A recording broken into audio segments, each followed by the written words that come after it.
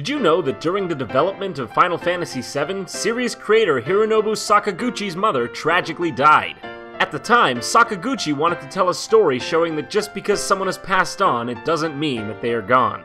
He also wanted to display a realistic death rather than a Hollywood-style sacrificial end. Sakaguchi's desires developed into the life stream and Aeris's iconic death. The characters continuing with their lives and their efforts to save the world are a reflection of his own feelings coping with his loss and trying to move on. Here's one piece of trivia that's often suggested. Final Fantasy gets its name from the fact that the series creator Hironobu Sakaguchi wanted the game's title to reflect his feelings at the time of its development. It was his last chance to make a successful game. He was ready to quit the game industry and go back to university where he'd have to repeat a year of study and be surrounded by strangers. To him, it really was a final situation, and so the name Final Fantasy was born. The NES version of Final Fantasy had a reference to another major RPG, Dragon Quest, or Dragon Warrior, as it was known in North America. In the English version of the game, in the city of Elfheim, one headstone reads, "Here lies Erdrick." Erdrick was referenced often in the original Dragon Quest and is the hero of Dragon Quest III. The reference was originally to Link from The Legend of Zelda.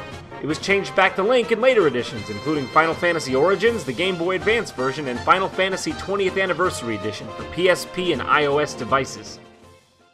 Final Fantasy VI has 3 unused enemies hidden in the game's code: Zardragon, Colossus, and an alternate form to Umaro.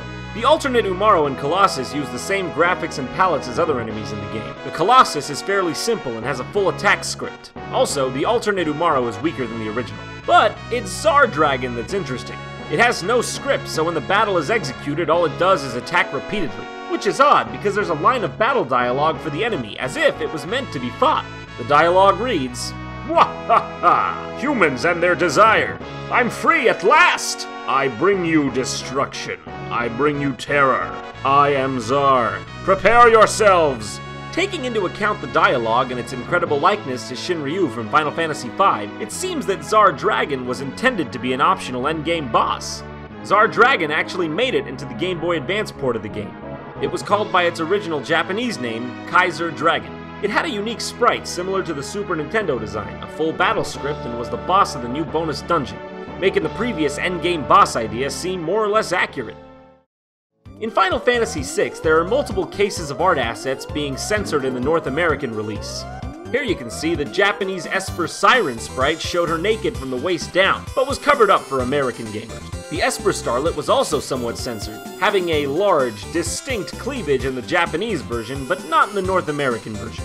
Censorship also hit the North American enemy sprites.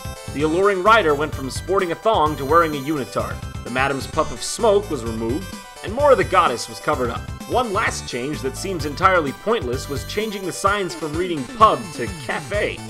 All these changes were also kept in place for the Game Boy Advance port of the game. That's all for today, but we'll be back with more Did You Know Gaming soon. So make sure you subscribe, like us on Facebook, follow us on Twitter, and check out more gaming trivia at DidYouKnowGaming.com. And hey, we've also opened up an online store with Did You Know Gaming themed shirts. If you're a fan of Pokemon or The Legend of Zelda, check out the videos and the annotations on screen. And also, it wouldn't hurt to subscribe yourself to JonTron.